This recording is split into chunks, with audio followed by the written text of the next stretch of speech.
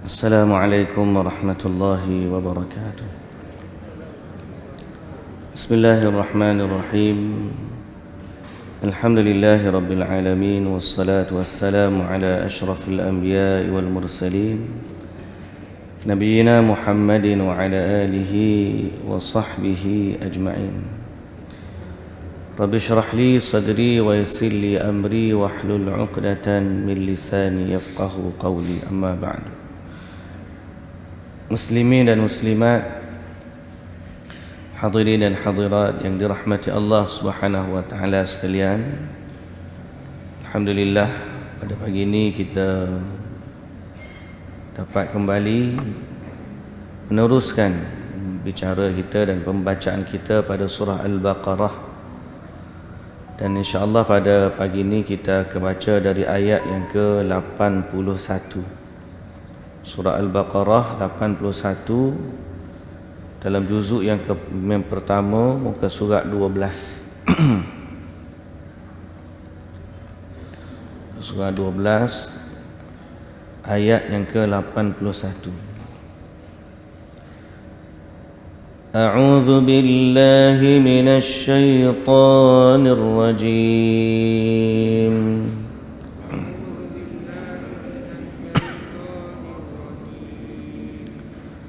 بسم الله الرحمن الرحيم.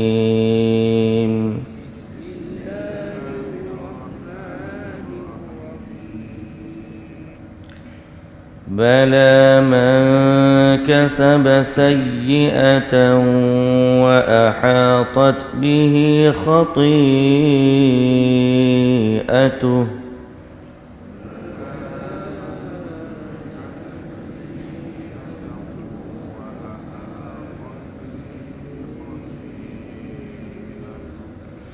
فأولئك أصحاب النار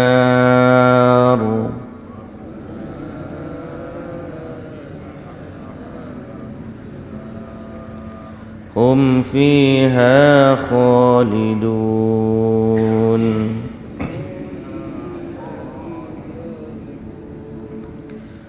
والذين آمنوا وعملوا الصالحات أولئك أصحاب الجنة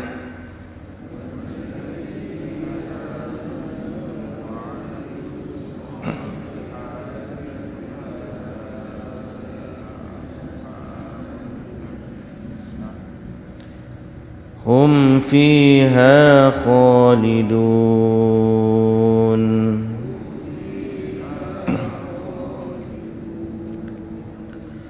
وإذ أخذنا ميثاق بني إسرائيل لا تعبدون إلا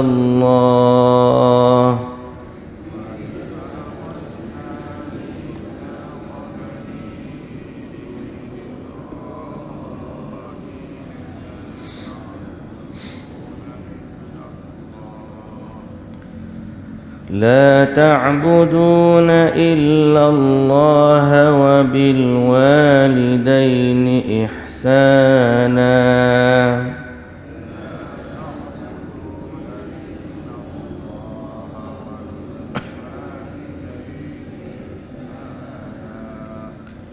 وذي القربى واليتامى والمساكين وقولوا للناس حسنا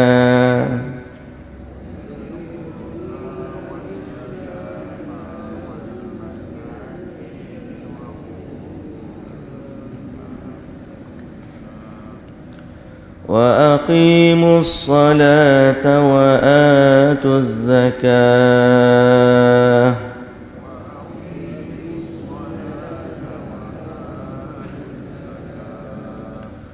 ثم توليتم إلا قليلا منكم وأنتم معرضون.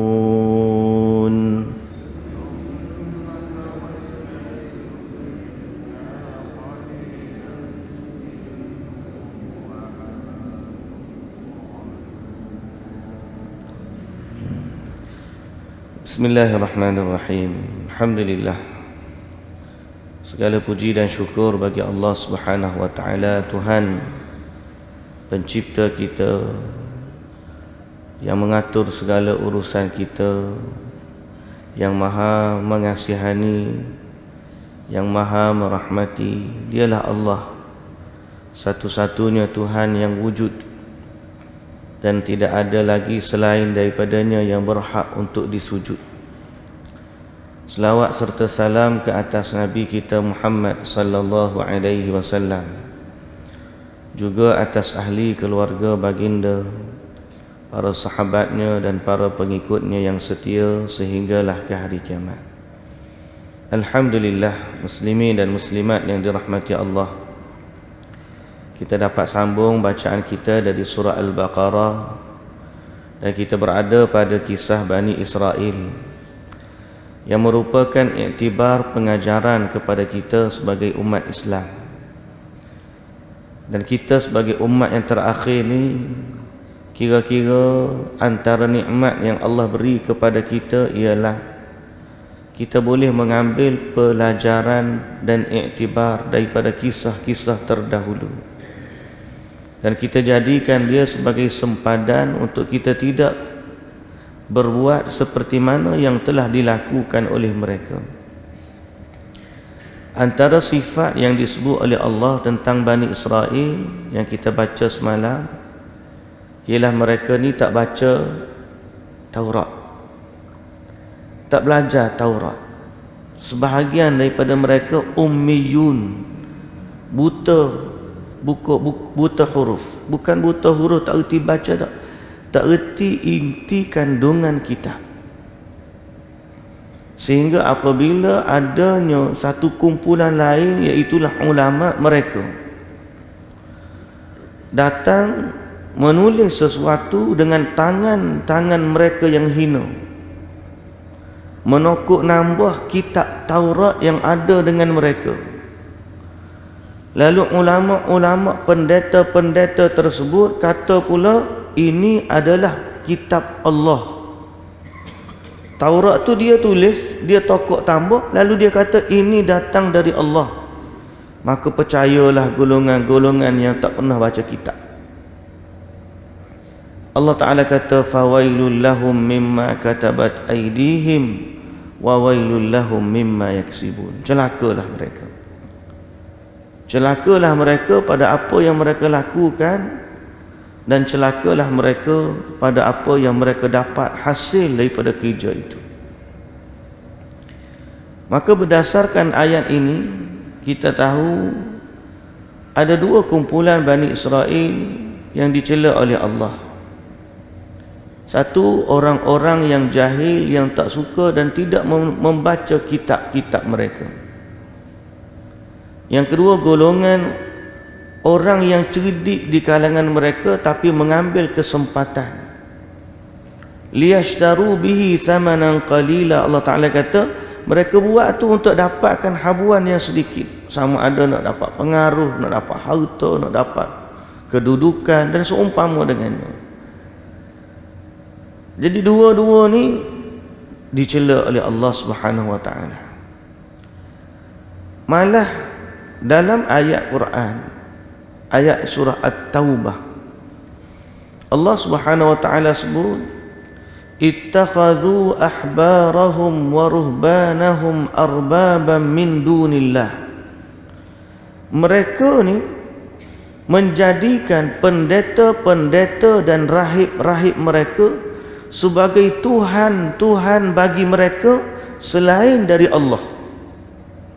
Ni golongan hak tak baca kitab ni, mereka menjadikan pendeta-pendeta dan rahib-rahib mereka sebagai Tuhan-Tuhan selain dari Allah. Maka bila ayat ni turun, Nabi SAW bacakan kepada para sahabat. Ada sahabat yang nama dia Adi bin Hatim. Adi bin Hatim radhiyallahu anhu, dia kata, Rasulullah, kami dulu, dia sebelum masuk Islam, dia agama ahli kitab, Yahudi lah dia. Adi bin Hatim dia kata, "Ya Rasulullah, kami dulu tak sembah pun pendeta-pendeta dan rahib-rahib kami." Kata dia, ini hadis yang sahih ataupun hasan darjat dia, diriwayatkan oleh Imam Ahmad, semalam kita baca. Dia kata, "Rasulullah, kami tidak menjadikan mereka sebagai Tuhan, kerana kami tidak sembah mereka. Pendeta-pendeta ni kami tak sembah." Macam mana Allah Ta'ala kata dalam Quran, orang-orang ahli kitab menjadikan pendeta dan rahib-rahib mereka sebagai Tuhan selain Allah? Jawab Nabi sallallahu alaihi wasallam, "Bukankah pendeta dan rahib ini menghalalkan apa yang Allah haramkan, lalu kamu ikut mereka? Bukankah mereka juga mengharamkan atau mengharamkan apa yang Allah halalkan, lalu kamu ikut mereka?" Jadi sekarang ni Allah kata halal, pendeta kata haram, kamu pergi ikut pendeta. Allah kata halal, pendeta kata haram, kamu ikut mereka. Dan begitulah sebaliknya. Bukankah kamu dengar pendeta dan rahib itu? Jawab di Adi bin Hatim, "Betul lah, memang macam itulah kami buat." Kata Nabi sallallahu alaihi wasallam, "Demikianlah ibadat kamu kepada mereka. Demikianlah ibadat kamu kepada mereka." Sehingga disebutkan dalam kitab yang berbicara tentang akidah dan juga tauhid, apabila seorang manusia mendahulukan makhluk yang lain lebih daripada Allah Subhanahu wa taala, tak kiralah siapa, maka dia telah mempersekutukan Allah Subhanahu wa taala. Abdullah bin Abbas radhiyallahu anhuma, sepupu Nabi,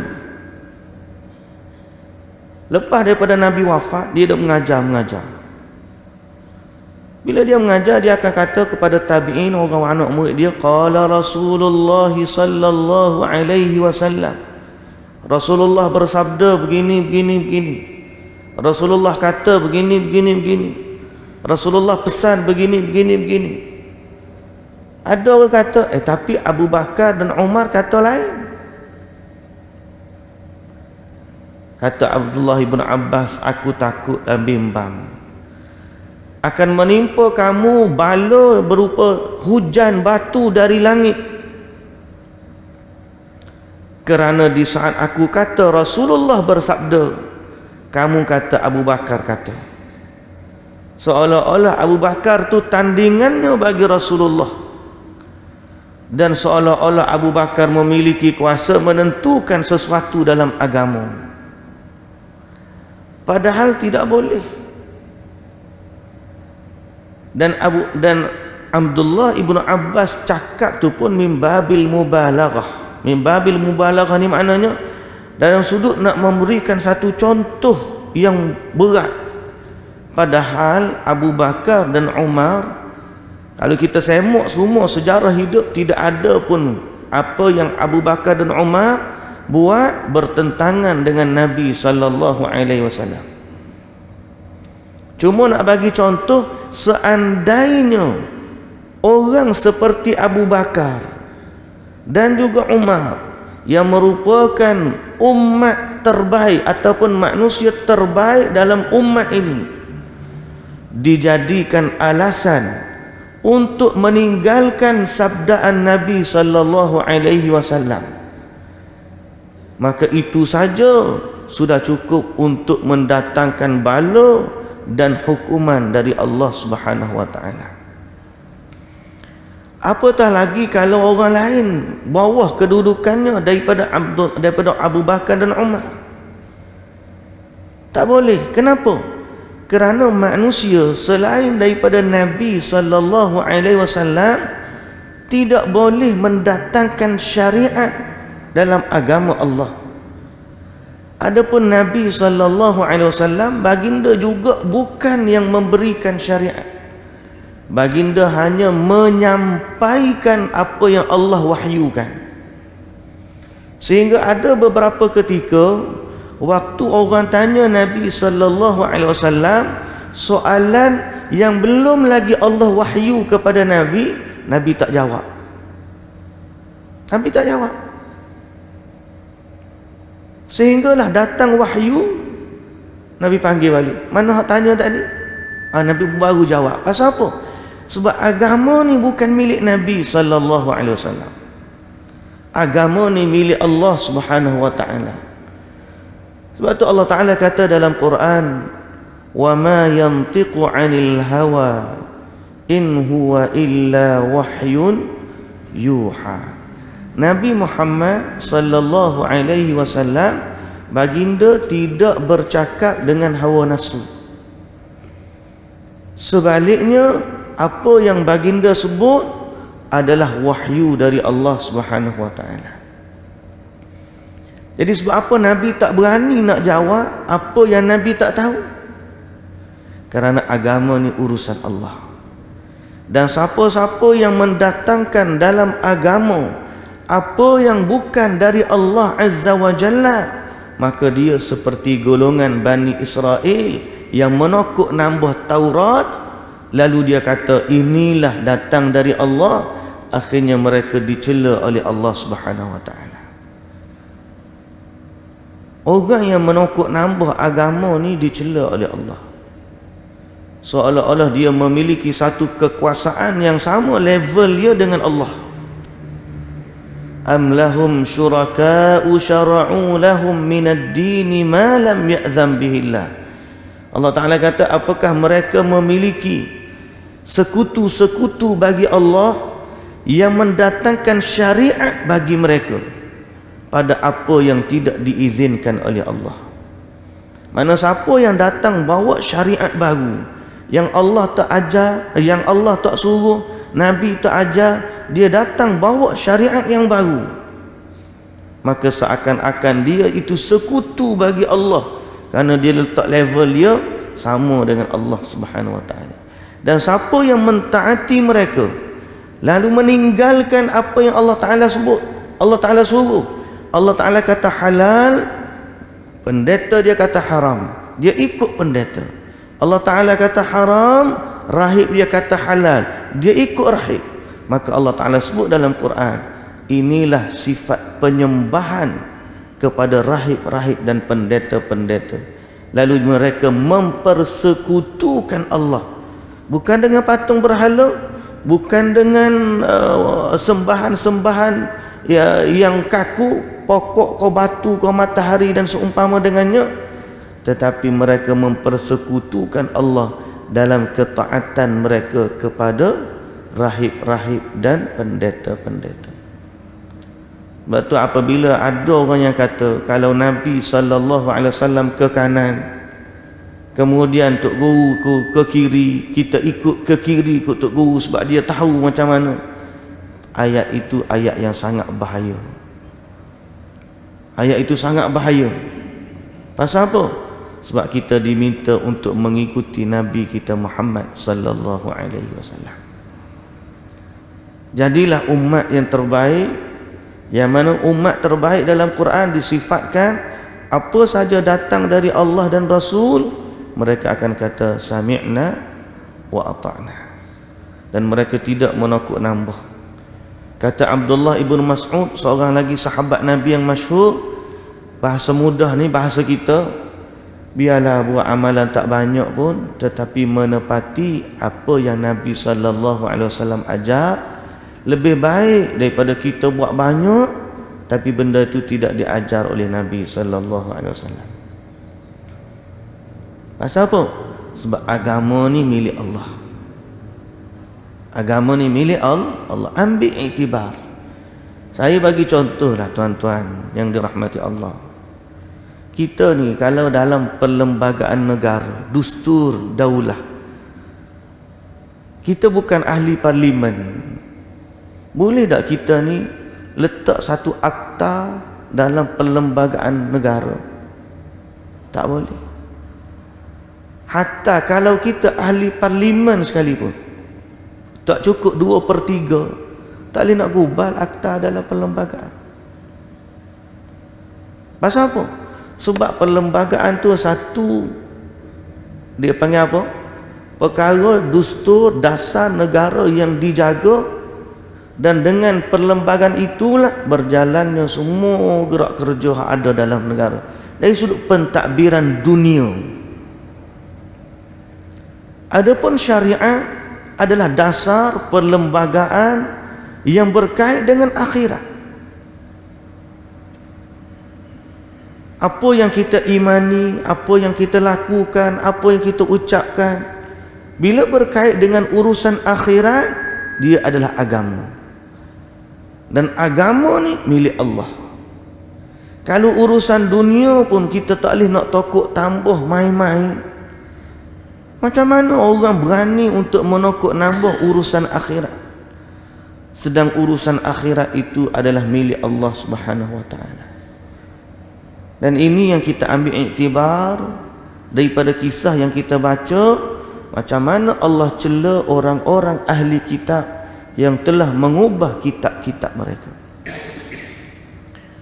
Kemudian bukan setakat tu, dia mendatangkan angan-angan kepada orang-orang ahli kitab, sehingga ahli kitab kata yang masuk syurga ni Yahudi dan Nasrani. Orang lain ni masuk neraka, yang masuk syurga ni Yahudi dan Nasrani. Kalau kita buat jahat pun kita masuk sekejap saja, dia kata. Masuk sekejap, lepas tu masuk syurga. Wa qalu lan tamassana an-naru illa ayyaman ma'dudah. Itu kata dia. Kita ni masuk syurga sekejap je. Allah Ta'ala jawab, qul attakhaztum 'indallahi 'ahda. Kamu kata macam tu kamu ada janji dah ke dengan Allah? Ada janji ke? Ada tak satu surat perjanjian yang menyatakan bahawa kamu orang-orang Yahudi dan Nasrani hanya masuk syurga sekejap saja? Ada tak perjanjian macam tu dengan Allah? Allah Ta'ala kata, qul attakhadtum 'indallahi 'ahda falan yukhlifallahu 'ahdah. Kalau ada, nescaya Allah tidak akan memungkiri janji dia. Tapi masalahnya tak ada. Am taquluna 'ala Allahi ma la ta'lamun. Bahkan sebenarnya kata-kata itu hanyalah satu dakwaan yang kamu kata terhadap Allah dalam keadaan kamu tak tahu. Kamu kata je, yang sebenar-benarnya di sisi Allah bukan macam tu. Habis tu di sisi Allah macam mana? Ni Allah Ta'ala jawab. Hari ni ayat yang kita baca ialah jawapan kepada dakwaan itu. Allah Ta'ala jawab dalam ayat yang ke-71, 81, Bala man kasaba sayyi'atan wa ahatat bihi khati'atuh. Maksud dia, bahkan apa sesungguhnya siapa yang berbuat kejahatan dan dia diliputi, yakni ditenggelamkan oleh kesalahannya itu, maka merekalah ahli neraka dan mereka kekal di dalamnya. Jadi apa panggil, di sisi Allah bukan siapa Yahudi, bukan siapa Nasrani, bukan kumpulan mana, kabilah mana, bukan. Di sisi Allah, siapa yang buat jahat, dia mati. Wa ahatat bi, diselubungi dalam kesalahannya, diselubungi dengan kesalahannya.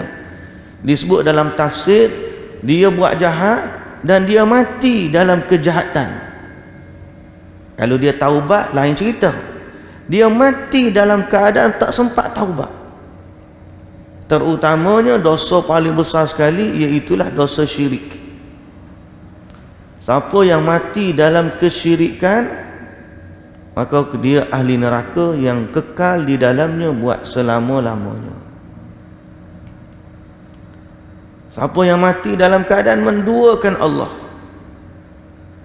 dia berada dalam neraka, kekal di dalamnya, hum fiha khalidun. Wallazina amanu wa 'amilus salihati ulaika ashabul jannah. Habis itu yang masuk syurga siapa? Dan orang-orang yang beriman dan beramal saleh, mereka inilah ahli syurga, kata Allah. Jadi kalau Yahudi ni, kalau zaman Nabi Musa dulu, dia betul-betul ikut Nabi Musa, dia beriman kepada Nabi Musa dan beriman kepada kitab Taurat. Dalam kitab Taurat tu ada cerita tentang Nabi yang akan diutuskan di akhir zaman. Bila Nabi itu datang, dia beriman dengan Nabi tersebut, maka berimanlah dia dengan Taurat seperti mana yang Nabi Musa ajar, iaitu dia beriman dengan Nabi Muhammad. Tapi kalau dia menolak Nabi Muhammad, walaupun dia ikut Nabi Musa, dikira dia tidak beriman. Kerana apa, muslimin dan muslimat yang dirahmati Allah? Kerana antara rukun iman bagi kita semua ialah beriman dengan sekalian Rasul. Kita, umat Nabi Muhammad, beriman tak dengan Nabi Musa? Beriman. Beriman tak dengan Nabi Isa? Beriman. Beriman tak dengan Nabi Ibrahim? Beriman. Jadi siapa yang beriman dengan semua Rasul, baru dikira beriman. Tapi kalau dia mendustakan seorang Rasul saja daripada sekalian Rasul, seperti Yahudi. Yahudi ni dia beriman, dan Nabi-Nabi dulu dia beriman. Dia tahu Jacob, Yakub, dia tahu Abraham, Nabi Ibrahim, dia tahu Joseph, dia tahu David. Dalam kitab-kitab ada belakang nama Nabi-Nabi. Nabi Ibrahim dia tahu, Nabi Isa New Testament lah, Jesus. Sebahagian daripada mereka tak percaya pun Nabi Isa itu Tuhan. Dia beriman dengan Nabi Musa, dia beriman dengan, tapi dia tak beriman dengan Nabi Muhammad, maka dikira dia tidak beriman. Allah Ta'ala sebut dalam Quran, kazzabat samudul mursalin. Kaum Samud mendustakan semua Rasul. Padahal kaum Samud tak jumpa Nabi lain, dia jumpa Nabi Saleh. Tapi bila dia mendustakan Nabi Saleh, Allah Ta'ala kata dia mendustakan sekalian Rasul. Jadi sebab itu kita ni muslimin dan muslimat yang dirahmati Allah, kaedah dalam beragama kita kena ikut panduan Al-Quran. Dalam sudut keimanan kepada Rasul, amanar rasulu bima unzila ilaihi min rabbih wal mu'minun kullun amana billahi wa malaikatihi wa kutubihi wa rusulihi la nufarriqu baina ahadin min rusulihi. Apa maksud la nufarriqu baina ahadin min rusulihi? Kami tidak membeza-bezakan seorang pun daripada Rasul-Rasul. Semua Rasul kita beriman dengannya. Jadi orang Yahudi ni dia kata dia ahli syurga. Kalau zaman Nabi Musa betul dia beriman dengan Nabi Musa, dia tak ubah kitab Taurat dia, memang betul lah dia ahli syurga. Tapi bila dia dah ubah kitab dia, kemudian setelah datang Nabi Muhammad, dia tak beriman dengan Nabi Muhammad, maka dia dikira tidak beriman juga dengan Nabi Musa. Kerana menjadi syarat keimanan kepada Nabi Musa, Nabi Musa kata dalam kitab Taurat dia terima akan datang Nabi akhir zaman yang akan melengkapkan ajaran Nabi Musa alaihi salam. Tapi Yahudi tak nak terima. Jadi di sisi Allah, muslimin dan muslimat yang dirahmati Allah, tak kira lah kita ni bangsa apa, keturunan apa, Allah Ta'ala kata hak akan masuk syurga siapa dia? Orang yang beriman dan beramal salih. Dan tak kira lah keturunan mana, bangsa apa, Kalau dia tidak beriman kepada Allah, dia buat jahat, dia mati dalam keadaan tidak sempat bertaubat kepada Allah, maka kedudukan mereka berada di dalam neraka. Wal'iyadzubillah. Kita berlindung kepada Allah Subhanahu wa taala daripada perkara tersebut. Baik. Dan Allah Subhanahu wa taala jawab seperti mana dalam ayat yang lain Allah Taala kata, "Laisa bi amaniyikum wala amani ahli kitab." من يعمل سوءا يجز به ولا يجد له من دون الله وليا ولا يجد له من دون الله وليا ولا نصيرا. ليس بأمانيكم. Kita tengok mana ayat ni. Laisa bi amaniyikum, surah An-Nisa ayat yang ke-123. Siapa-siapa yang boleh nak buat rujukan boleh ambil surah ni. Surah An-Nisa surah yang keempat ayat 1, 2, 3. Allah Taala kata, laisa bi amaniyikum wala amani ahli kitab. Okey, bukanlah balasan yang baik yang dijanjikan oleh Allah itu berlaku dengan angan-angan kamu, tidak pula dengan angan-angan ahli kitab. Nak masuk syurga ni bukan dengan angan. Ahli kitab kata tu angan-angan dia, oh kalau buat gini, itu semua angan-angan. Allah Ta'ala kata nak masuk syurga ni bukan dengan angan-angan. Laisa bi amaniyikum, bukan dengan angan-angan kamu dan bukan juga dengan angan-angan ahli kitab. Habis itu siapa? Man ya'mal su'an yujza bih. Siapa yang melakukan kejahatan, maka dia akan dibalas dengan kejahatan. Wala yajid lahu min dunillahi waliyyan wala nasira. Dan dia pula tidak akan mendapat selain dari Allah seorang pun yang akan melindunginya, dan tidak ada juga yang dapat menolongnya. Allah Ta'ala kata syurga ni tak masuk dengan angan-angan. Kalau buat jahat, maka kejahatanlah balasannya, tak ada orang boleh tolong.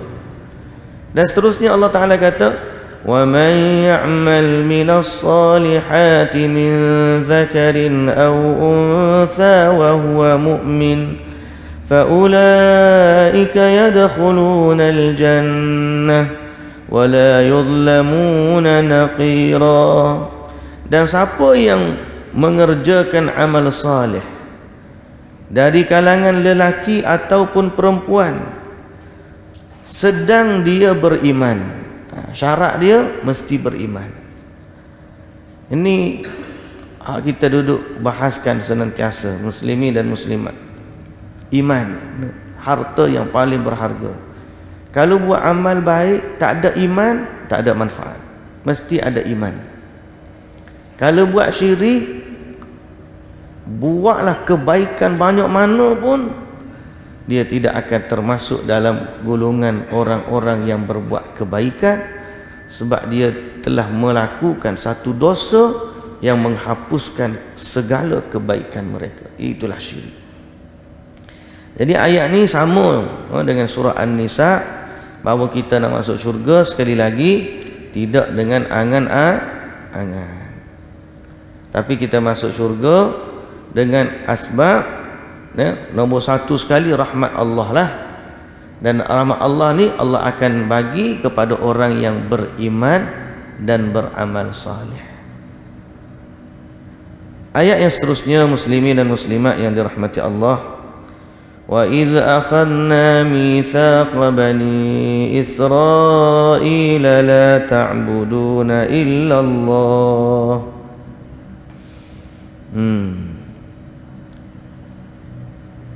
Dan ketika mana kami mengambil perjanjian, Okay, sebelum daripada tu dalam tafsir ni ada sedikit lagi berkaitan dengan bab dosa-dosa ni.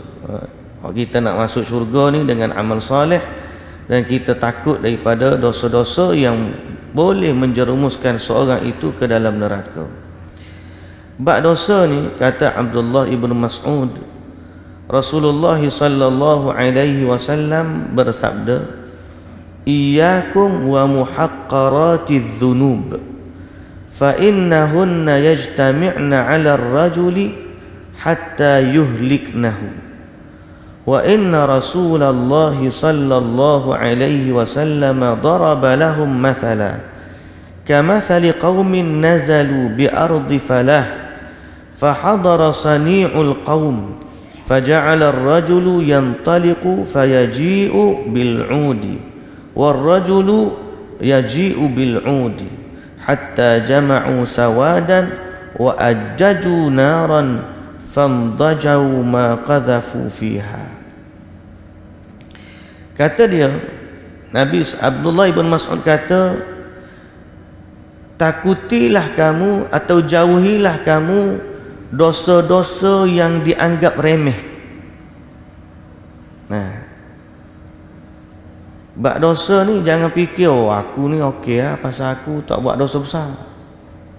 Kata Nabi SAW, kamu kena takut juga kepada dosa kecil ataupun dosa yang dianggap remeh.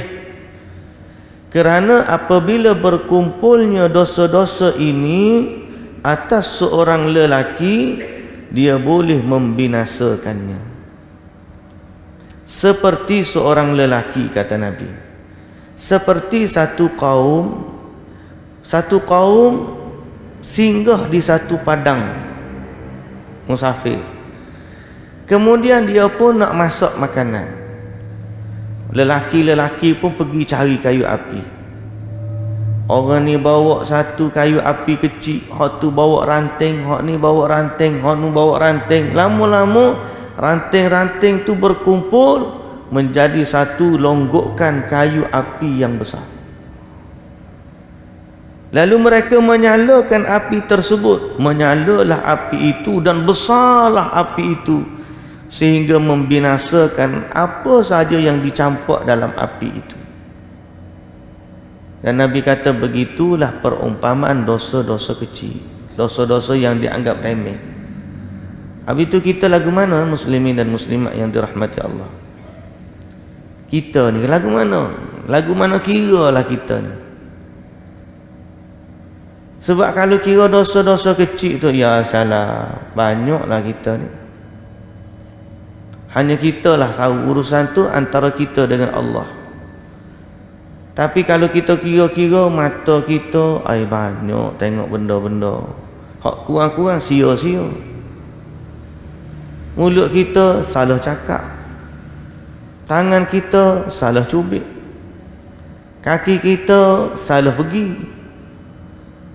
tak? Harta kita salah belanja. Ada je barang kesalahan tu. Orang panggil apa? Lagikan lidah lagi tergigit. Ini pula suami isteri. Mana benda kalau dah tiap-tiap hari duk main gitu-gitu, mesti ada salah. Kita ni mustahil tak ada salah. Habis tu macam mana? Jawapan dia, ayat bala man kasaba sayyi'atan wa ahatat bihi. Batu ulama ambil kod ayat tu, wa ahatat bi, ayat yang ke-81 tadi menunjukkan orang yang mati dalam keadaan tidak bertaubat, mereka lah ahli neraka. Tapi seandainya dia hidup bergelumang dengan dosa, tiba-tiba dia mendapat hidayah dan dia bertaubat kepada Allah, lalu dia mati dalam keadaan taubat, maka insya Allah dia ahli syurga.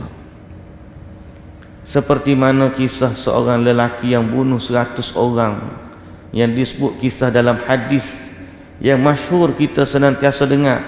Laki tu bunuh 100 orang, Mula-mula dia bunuh 99 orang. Dia nak taubat, dia pergi tanya seorang ahli ibadat.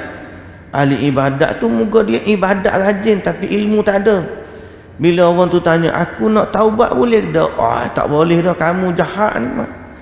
Dia pun bunuh juga ahli ibadat tu, cukup jadi 100. Tapi dalam hati dia masih ada rasa bersalah. Dia pergi tanya lagi seorang alim. Orang alim kata, tidak ada yang menghalang kamu daripada taubat, boleh je.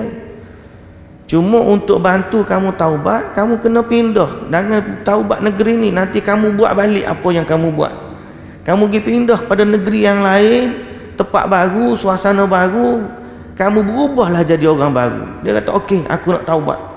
Dia pun jalan keluar daripada negeri dia, sampai tengah jalan mati, tak sampai. Kisah masyhur dalam hadis. Lepas dia mati tengah jalan tu, turun 2 malaikat. Malaikat rahmat kata dia nak taubat, roh ni aku punya. Malaikat azab kata dia belum lagi taubat, roh ni aku punya. Khilaf, berlaku percanggahan. 2 malaikat ni selisih pendapat. Malaikat rahmat kata roh ni aku punya, malaikat azab kata roh ni aku punya. Tengah selisih pendapat, Allah Ta'ala turunkan satu lagi malaikat. Malaikat yang jadi hakim antara 2 malaikat rahmat dan azab. Malaikat tu kata, kalau ikut kira Allah Ta'ala, keputusan Allah suruh hukum. Kalau tempat hak dia nak pergi lagi dekat, maka dikira ahli tempat tersebut. Kalau tempat yang dia tinggal tu lebih dekat, maka dia ahli tempat tersebut. Maka kalau dia dekat kepada yang dia nak pergi, malaikat rahmat ambil nyawa dia, ambil roh dia. Kalau dia dekat kepada tempat hak dia tinggal, malaikat azab ambil roh dia. Setuju? Setuju. Maka ukur. Bila dia ukur, lebih dekat dengan tempat yang dia nak pergi. Dan ada dalam riwayat hadis, sebenarnya tak sampai tengah jalan, tapi bisa nak ukur tu Allah Ta'ala memerintahkan supaya bumi yang jauh tu nak pergi untuk dekatkan diri, sehingga bila diukur jadi lebih dekat. Besarnya rahmat Allah kepada ahli taubat. Akhirnya lelaki itu walaupun dia membunuh 100 nyawa, tapi kerana dia ahli taubat, dia disambut nyawanya oleh malaikat rahmat, diampunkan dosanya dan dimasukkan ke dalam syurga. Yang penting kita ni jadilah dari kalangan ahli taubat dan ahli istighfar. Dalam zikir pagi kita ada istighfar kan? Nabi pun ajar kita istighfar. Ada orang kata macam ni, baru ni saya dengar ceramah, dia kata kita sekarang tuan-tuan, kita masuk bulan Rejab. Bulan Rejab ni bulan istimewa. Maka sempena bulan Rejab ni kita istighfar 70 kali, sebab ini istighfar khas di bulan Rejab. 70 kali sehari istighfar, kerana ini istighfar khas di bulan Rejab. Kita kata Rejab ni bulan haram, betul, bulan istimewa kerana dia bulan haram. Dia bulan haram. Dalam 4 bulan haram, salah satunya bulan Rejab. Tetapi tidak ada ajaran khusus, amalan khusus untuk bulan Rejab. Kalau nak puasa boleh, boleh puasa Isnin Khamis 3 hari, boleh. Istighfar bukan setakat 70 hari je, 100 hari, 100 kali tu tiap-tiap hari. Di dalam Rejab, di luar Rejab, setiap hari kita disunatkan istighfar 100 kali. Kalau nak puasa Rejab, tak ada istilah saya sunat puasa sunat Rejab, tak ada. Pejabat mufti wilayah dah pernah keluarkan satu poster dulu. Mufti wilayah dulu keluarkan satu poster, mana-mana hadis berkaitan dengan kelebihan bulan Rejab tidak sabit. Amalan tidak ada amalan khusus yang diajar oleh Nabi berkaitan dengan bulan Rejab. Tapi kelebihan Rejab sebagai bulan haram yang tu ada. Jadi kita banyak kalau beristighfar, kita agungkan Rejab sebagai bulan haram, jangan buat dosa, yang tu betul. Kan kita banyakkan amal-amal salih sesuai dengan apa yang Allah Ta'ala perintahkan, dan kita katakan bahawa jadilah ahli istighfar. Walaupun kita ni banyak dosa, kalau kita ada istighfar, mudah-mudahan Allah merahmati kita semua dan mengampuni dosa-dosa kita. Wallahu ta'ala alam. Muslimin dan muslimat yang dirahmati Allah, ayat 83 tu kita akan baca gabung sekali dengan ayat 84 nanti insya-Allah, kerana dia adalah satu topik yang bersambungan berkaitan dengan perjanjian Bani Israel dengan Allah Subhanahu wa taala. Jadi itulah yang dapat kita sampaikan pada pagi ini. Alhamdulillah, hari ini pun hari cuti, kira lewat sikit pun tak apa lah kau. Cuti kan. Tapi lewat semua kita ni tidak cuti pun. Orang Selangor tak cuti hari ni, KL je cuti. Wallahu ta'ala alam. Mudah-mudahan Allah bagi kefahaman kepada kita berkaitan dengan agama, dan Allah dekatkan kita dengan Al-Quran, dan Allah bagi kepada kita taufik untuk memperbanyakkan istighfar. Subhanakallahumma wa bihamdika asyhadu an la ilaha illa anta astaghfiruka wa atubu ilaik. Aqulu qawli hadza wa astaghfirullahal azim li wa lakum. Assalamu alaikum warahmatullahi wabarakatuh.